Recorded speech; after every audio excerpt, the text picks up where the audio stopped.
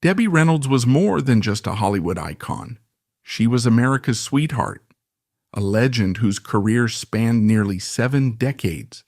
Behind the dazzling lights and charming on-screen persona, however, was a life filled with challenges, heartbreaks, and resilience. Today we're uncovering the extraordinary story of Debbie Reynolds, a tale of triumphs, scandals, and the indomitable spirit that made her one of the most beloved stars in Hollywood history. Stay tuned as we delve into her journey from humble beginnings to her poignant final moments. Debbie Reynolds, fondly remembered as America's sweetheart, led a dazzling career that spanned nearly 7 decades. But behind her captivating smile and iconic performances lay secrets and struggles that few knew about. Near the end of her life, she uttered 6 hauntingly prophetic words that continue to resonate with those who remember her. But we'll return to that poignant moment later. Reynolds was born Mary Frances Reynolds in 1932 during the challenging years of the Great Depression. Her family faced significant financial difficulties, living a modest life where luxuries were an impossibility. Growing up in El Paso, Texas, and later in Burbank, California, Reynolds was far from the glamorous star she would later become. As a child, she was a tomboy who found joy in sports and outdoor adventures rather than dressing up or aspiring to Hollywood dreams. Her early life was shaped by her humble beginnings. Reynolds herself often reflected on those years, recalling how the scarcity of resources fostered resilience and creativity in her. Instead of the glittering gowns and jewels associated with her later years, she lived in hand-me-downs and rarely worried about appearances. This grounded upbringing would later contrast starkly with the world of fame and fortune she entered. At school, Reynolds was known for her lively personality and unassuming charm, traits that would later set her apart in the entertainment industry. Despite her family's struggles, she excelled academically and socially, earning admiration from peers and teachers alike. However, her journey from an ordinary teenager to a beloved star was anything but conventional, and her life story reflects the complexities and challenges of navigating fame while staying true to oneself. At the age of 16, Debbie Reynolds made a decision that would change the trajectory of her life forever. She entered the Miss Burbank Beauty Contest. It wasn't something she had planned or even dreamed of. She was still very much the tomboy who cared little for glitz and glamour. However, her infectious charm and undeniable potential shone through, captivating the judges and the audience alike. This simple contest would serve as her gateway into Hollywood, where her life would be transformed in ways she could never have imagined.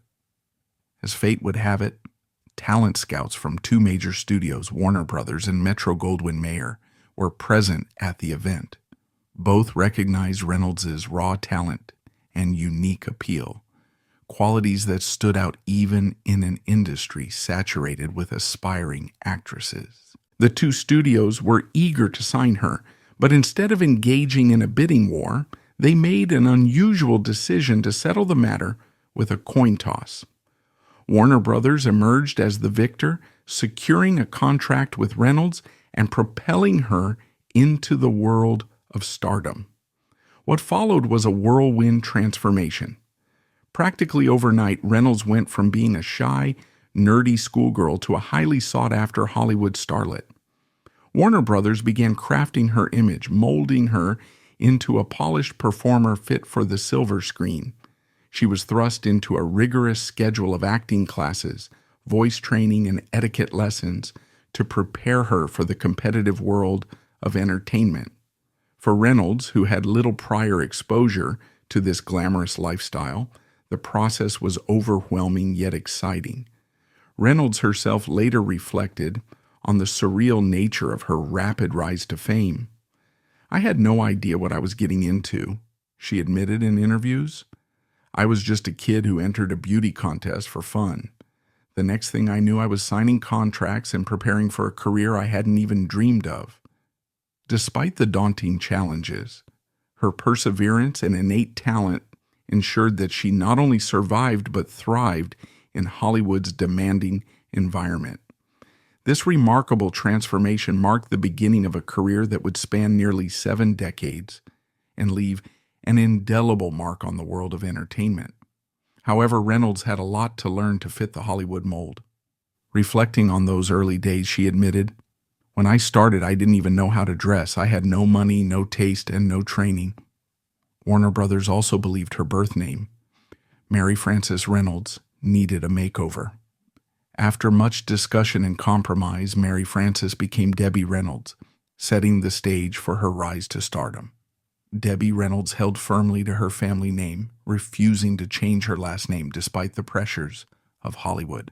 However, after much negotiation, she agreed to modify her first name, adopting Debbie to better fit the fresh, youthful image the studios envisioned for her, a name that would soon become iconic. Her journey in Hollywood was not without its share of challenges and humiliations. Early in her career, while working on The Daughter of Rosie O'Grady, Reynolds faced a particularly embarrassing moment. The studio, obsessed with achieving their ideal of beauty, decided that her ears were too prominent. The makeup department was instructed to glue her ears to the sides of her head before filming. As if the indignity wasn't enough, the heat from the intense set lights caused the glue to melt, making her ears pop back into their natural position during scenes. This incident left Reynolds mortified, but she took it in stride, showing the resilience that would come to define her career. As Warner Brothers pivoted away from producing musicals, Reynolds found a new home at Metro-Goldwyn-Mayer. Although still a relatively unknown actress at the time, she quickly began making waves. Her performance in 2 Weeks with Love caught the attention of both audiences and critics. The film's musical number, Abba Dabba Honeymoon, became a nationwide sensation, skyrocketing her popularity. Fans were charmed by her wholesome yet effervescent presence, and the media began hailing her as a rising star in Hollywood. The public's reaction to Reynolds was overwhelmingly positive. Moviegoers adored her girl-next-door charm, and fan mail poured in, praising her talent and relatable personality. Her fan base rapidly expanded, with young women looking up to her as an inspiration, and young men idolizing her as the ideal screen sweetheart. The press couldn't get enough of her, frequently featuring her in magazines and newspapers, which cemented her status as Hollywood's newest darling. Impressed by her growing popularity and undeniable talent, Metro-Goldwyn-Mayer offered Reynolds a role that would solidify her place in cinematic history. She was cast in Singin in the Rain, a film that not only defined her career but also became one of the most beloved musicals of all time. Reynolds found herself earning more money than she had ever dreamed of, while simultaneously standing on the brink of true stardom. Her journey from a shy, awkward teenager to Hollywood royalty captivated the nation, making her one of the most talked about stars of her era. However, the journey to her breakthrough was not without challenges. Reynolds was not a trained dancer, and Gene Kelly, her co-star, and the film's renowned choreographer, initially opposed her casting. Despite his reservations, Reynolds delivered an unforgettable performance, particularly in the iconic Good Morning number, alongside Kelly and Donald O'Connor. While the scene showcased all 3 stars at their peak, it came at a cost for Reynolds. Unaccustomed to the grueling demands of professional dance, she endured hours of rehearsal until her feet were blistered and raw. Kelly, known for his relentless work ethic, expected no less from his co-stars. For the iconic tap dance sequence in Singin in the Rain, filming was nothing short of grueling. Shooting began in the early morning and stretched on until 11 a.m. the following day, pushing the cast and crew to their physical limits. Debbie Reynolds, unaccustomed to the intense demands of professional dance, gave it her all, but the experience left her utterly exhausted. By the time filming wrapped, she was unable to get out of bed. Her heart rate had dropped dangerously low, prompting her doctor to order 2 full days of bed rest. Production came to a temporary halt, a rare move for a high-budget MGM film, but the pause ensured Reynolds could return to the set fully recovered and ready to give her best for the rest of the shoot. Reynolds later reflected on those demanding days with gratitude rather than bitterness. She often credited Gene Kelly, her co-star and the film's choreographer, with shaping her into the star she became. "He made me a star," she would say. "I was 18, and he taught me how to dance, how to work hard, and how to stay dedicated." Though Kelly was notorious for his relentless work ethic, Reynolds recognized that his high standards pushed her to exceed her own limits and ultimately brought out her best performance. Fans and critics alike marveled at her transformation. When Singin in the Rain hit theaters, audiences were stunned by her grace and energy, especially given her lack of prior dance training. The media buzzed with praise, calling her a natural talent and a force to be reckoned with. Fans flooded her with letters expressing admiration. Inspired by her perseverance and commitment, she quickly became a household name, solidifying her place as one of Hollywood's brightest new stars. Behind the scenes, MGM meticulously cultivated Reynolds' public persona to align with their vision of the perfect Hollywood starlet. They controlled nearly every aspect of her image, from her wardrobe and hairstyles to her on-screen roles. Even her personal life was subject to their influence, as the studio orchestrated who she should be seen with to maintain her wholesome appeal. Although Reynolds complied with these demands, she later admitted that navigating the industry's pressures was often challenging. Still, her hard work and willingness to adapt paid off. The combination of her natural talent, MGM's marketing machine, and her magnetic charm made her a darling of the silver screen. Singin in the Rain not only cemented her status as a leading lady, but also earned her a devoted fan base who saw her as both an icon of glamour and a relatable figure of determination and grit. Here's a sweet story from around that time. During a press tour for Singin in the Rain, Reynolds visited a local school where young fans gathered to meet her. When one shy little girl in the back of the room hesitated to come forward, Reynolds noticed and made a beeline for her. Kneeling down, she handed the girl her personal autograph book and said, "Why don't you sign this for me? I think one day you'll be famous too." The girl later said it was the most empowering moment of her childhood. Debbie Reynolds wasn't actively searching for love when she first crossed paths with the dashing young actor Robert Wagner. Both were newcomers to Hollywood, navigating the unpredictable tides of fame with wide-eyed ambition. Reynolds quickly found herself drawn to Wagner's charm and kind demeanor, developing a crush that she later described as her first taste of Hollywood romance. The two became close friends, sharing long conversations about their hopes and fears in the industry. However, their friendship never evolved into a romantic relationship. When Wagner began dating someone else, Reynolds accepted it with grace, and their paths naturally diverged. By 1955, Reynolds' love life took a dramatic turn when she met Eddie Fisher on the set of Hit the Deck. Fisher, already a celebrated pop star, swept Reynolds off her feet. Their romance was a media sensation, with the press eagerly dubbing them America's sweethearts.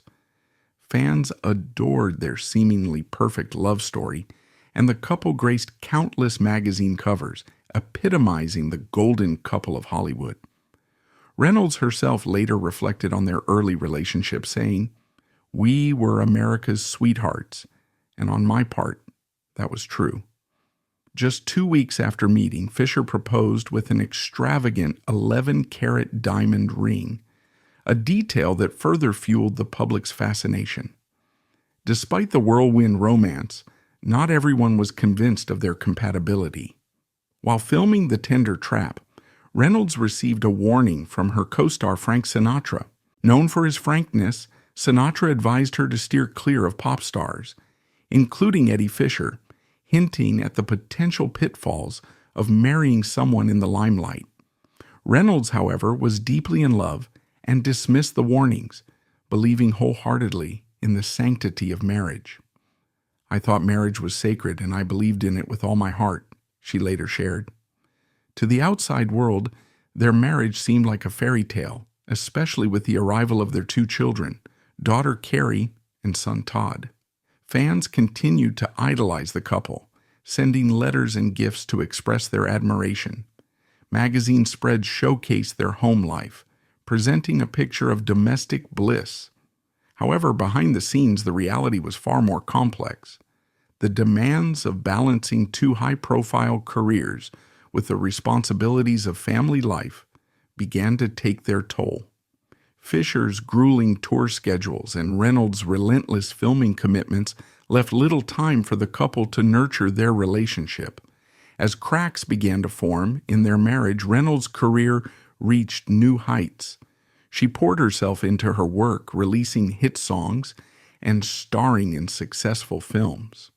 One of her chart-topping singles during this period struck a particularly poignant chord, with lyrics that many later speculated mirrored the heartbreak she was silently enduring. The juxtaposition of her professional success and personal struggles only added to the intrigue surrounding her life, making her story one that fans couldn't look away from. In 1957, Debbie Reynolds reached the height of her professional success with her chart-topping hit Tammy, the theme song from Tammy and the Bachelor. The song became an instant sensation, earning widespread acclaim and cementing her status as one of Hollywood's most beloved stars. Fans adored her wholesome girl-next-door image, and the media celebrated her as a symbol of innocence and charm. But behind the glittering veneer of her public life, Reynolds' personal world was about to crumble in a way that would shock not only her, but the entire nation. In 1958, tragedy struck when Mike Todd, Elizabeth Taylor's husband and one of Eddie Fisher's closest friends, died in a devastating plane crash. While Reynolds stayed home to care for their young children, Fisher attended the funeral to console Taylor, who was not only mourning her husband, but also one of Reynolds' closest friends. What initially seemed like a kind and supportive gesture soon turned into something far more scandalous. Rumors of an affair between Fisher and Taylor began circulating almost immediately. At first, Reynolds refused to believe them. She dismissed the whispers as baseless gossip, holding on to the hope that her husband would never betray her, especially with someone so close to her. However, the truth came crashing down when Reynolds made a fateful phone call to Taylor's hotel room. Pretending to be Dean Martin, she discovered the unthinkable. Fisher was in the room with Taylor. The confirmation shattered her trust and forced her to confront the painful reality of her husband's infidelity. Reynolds filed for divorce, marking the end of her marriage and a devastating chapter in her life. Fisher's departure was abrupt and final. He disappeared from her life and the lives of their children, leaving Reynolds to pick up the pieces. The betrayal was deeply personal, but it quickly became a very public affair. The scandal exploded into a media frenzy, with headlines plastering Fisher as the unfaithful husband and Taylor as a homewrecker. Fans, who had once idolized Reynolds and Fisher as the perfect couple, were outraged. Letters of support poured in for Reynolds, while Fisher and Taylor faced widespread public condemnation. For Reynolds, the emotional toll was immense. The stress and heartbreak left her physically and mentally drained. In interviews years later, She opened up about the pain of that time, admitting, "I was going through a terrible time. I couldn't eat, I had ulcers, I lost a lot of weight. I was so unhappy." Her vulnerability resonated with fans, who admired her strength and resilience in the face of such public humiliation. Despite the personal devastation, Reynolds remained committed to her career. While her private life unraveled, she continued to perform, channeling her pain into her work. The public's affection for her only deepened as they saw her endure the scandal with grace and dignity. Magazines and newspapers covered her every move, painting her as a sympathetic figure who had been wronged but refused to let it break her. The infamous love triangle between Reynolds, Fisher, and Taylor became one of Hollywood's most enduring scandals, a story retold for decades as a cautionary tale of love and betrayal in the spotlight. Through it all, Reynolds emerged stronger, proving once again why she was and remains an icon of resilience and grace. Despite her heartbreak, Reynolds still believed in the possibility of a fairy tale ending. When she met millionaire businessman Harry Carl, she thought she had finally found her happy ending. Carl seemed to adore Reynolds and her children, and with their combined wealth, they became one of the richest couples in Hollywood. With Carl by her side, Reynolds felt her prayers had been answered. Debbie Reynolds was able to provide her children with a life of incredible luxury. They lived in a sprawling mansion located in an affluent neighborhood, complete with 3 swimming pools and a private screening room. However, Reynolds' fame also brought challenges for her children, particularly her daughter, Carrie Fisher, who often felt overwhelmed by the pressure to live up to public expectations. What Reynolds didn't know was that her seemingly loving husband, Harry Carl, had a destructive gambling habit. Her concerns began to grow when she learned that Carl was losing up to $30,000 a day, sometimes gambling away her own hard-earned money. Whenever Reynolds confronted him about his reckless spending, Carl would casually dismiss her concerns. The situation reached a breaking point when Reynolds came home one day to find boards nailed across her front door. At the peak of Carl's addiction, Reynolds recalled the devastating moment when sheriffs came to repossess her home. As it turned out, Harry Carl had not only squandered his own $22 million fortune, but had also gambled away $8 million of Reynolds' savings. When Debbie broke the news to Carrie, her daughter was stunned. Carrie later said, "What I was hearing was he had humiliated her, destroyed her, deceived her, and betrayed her." To make matters even worse, Reynolds revealed that Carl had invited escorts to their home during his gambling binges. Despite being left financially ruined, Reynolds refused to file for bankruptcy. Instead, she demonstrated her resilience, doing what she always did, persevering. To rebuild her fortune, Reynolds turned to Broadway, dedicating the next decade to performing. She poured her heart into singing and dancing on stage, gradually paying back every cent of her lost money through sheer determination and hard work.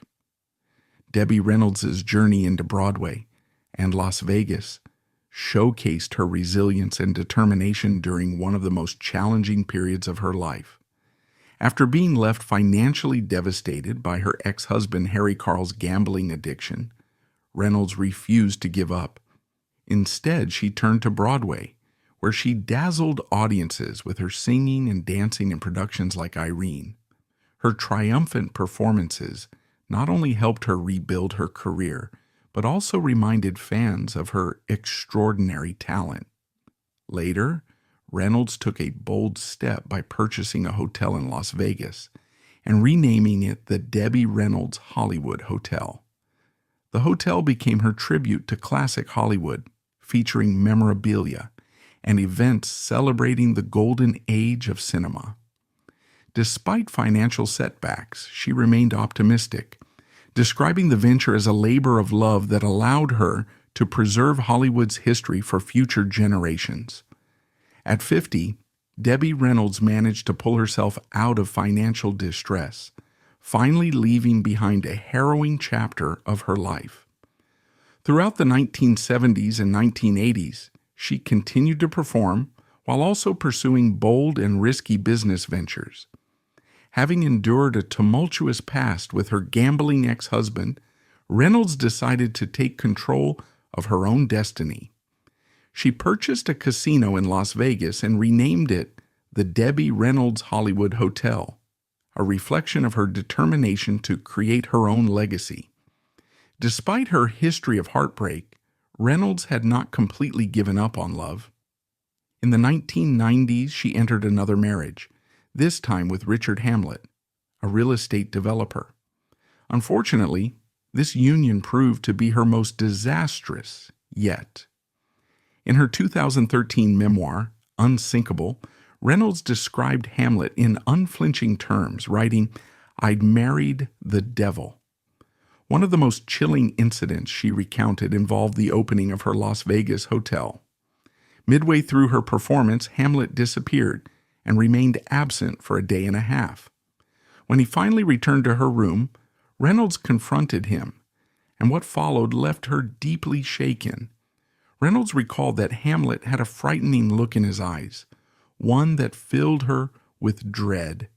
The tension escalated when he insisted they continue their conversation on the balcony. At that moment, Reynolds became convinced her life was in danger. "I was sure he was going to toss me off the balcony," she wrote. "One shove and all his troubles would be over. I pictured myself plummeting 12 floors to the pavement." Fearing for her safety, she barricaded herself in her closet with her luggage until Hamlet finally left the room. This terrifying encounter marked the breaking point for Reynolds, leading her to take decisive action to protect herself and leave the marriage for good. Debbie Reynolds knew she had to end her tumultuous marriage, but breaking the news to her husband, Richard Hamlet, was a daunting task. During their meeting to discuss the divorce, Hamlet delivered a chilling response. "I'm in it for the money. I'm not leaving. You'll never get rid of me.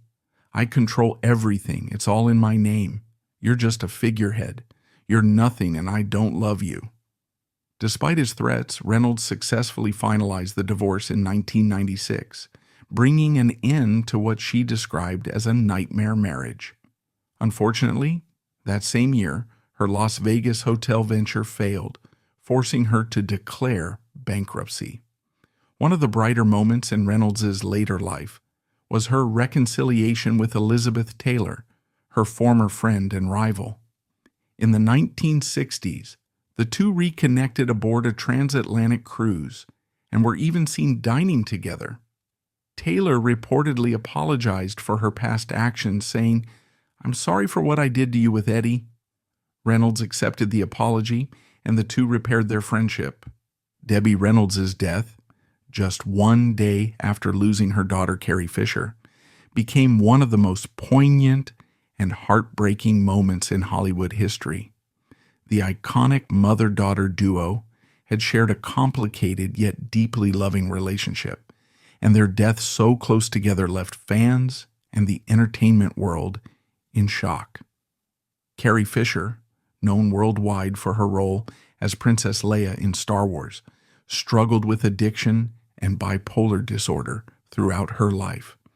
These challenges were a source of deep concern for Reynolds, who stood by her daughter, offering unconditional love and support despite their differences. Debbie Reynolds and Carrie Fisher's relationship was as complex as it was loving. Despite their occasional disagreements, especially during Fisher's struggles with addiction and bipolar disorder, Reynolds never wavered in her support for her daughter. One particularly touching moment came during Fisher's stay in rehab. Reynolds, understanding the need for unconditional love, visited Fisher regularly, bringing her small gifts and handwritten notes to remind her that she was never alone. In her later years, Fisher reflected on her mother's resilience and care, saying, "She was the most determined person I've ever met. No matter what I put her through, she always believed I could pull myself back up." On December 23, 2016, tragedy struck when Fisher stopped breathing during a flight from London to Los Angeles. Efforts to revive her were unsuccessful, and she passed away on December 27th. The world mourned the loss of Fisher, a fierce advocate for mental health awareness and a beloved icon. Reynolds was devastated by her daughter's death.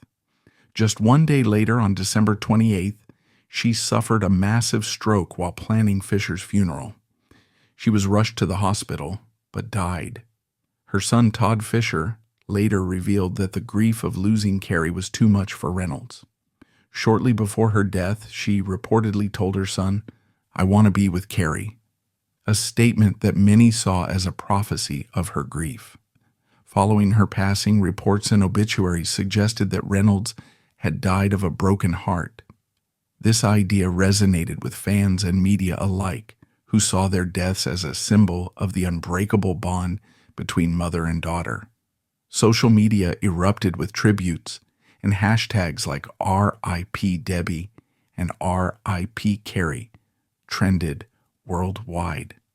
Fans shared stories of how Reynolds and Fisher had touched their lives, from Reynolds' iconic performances in Singin in the Rain to Fisher's fearless advocacy for mental health. However, Todd Fisher offered a different perspective. In a 2017 interview, he explained that while his mother's grief was profound, he didn't believe she had died of a broken heart in the literal sense. Instead, he felt she had made a conscious choice to follow her daughter. "She didn't die of heartbreak," he said. "She just left to be with Carrie." His words added an almost poetic dimension to the tragedy, suggesting that the bond between Reynolds and Fisher transcended even death. Media coverage of the events was both extensive and deeply emotional. Headlines described their passing as the end of a Hollywood era, celebrating Reynolds and Fisher's legacies as trailblazers in their respective fields. Fans created memorials outside Reynolds's and Fisher's star on the Hollywood Walk of Fame, leaving flowers, candles, and heartfelt notes. A joint public memorial for the two was held, drawing thousands of attendees and serving as a final tribute to their extraordinary lives. Psychologists and medical experts also weighed in, discussing the phenomenon of broken heart syndrome or stress-induced cardiomyopathy. Some speculated that the intense emotional stress of losing her daughter may have triggered Reynolds' stroke. Whether or not this was the case, her passing so soon after Fisher's underscored the profound connection they shared. For millions of fans, the deaths of Debbie Reynolds and Carrie Fisher felt like a personal loss. Reynolds, a symbol of resilience and grace, and Fisher, a fearless advocate and cultural icon, left behind legacies that will endure for generations.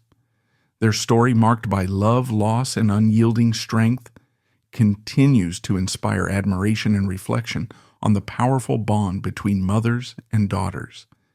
Besides, Debbie Reynolds' impact on future generations of performers extended far beyond her iconic roles. As one of Hollywood's first major stars to openly discuss the challenges of balancing fame, family, and personal struggles, she became a trailblazer for actresses navigating the pressures of stardom.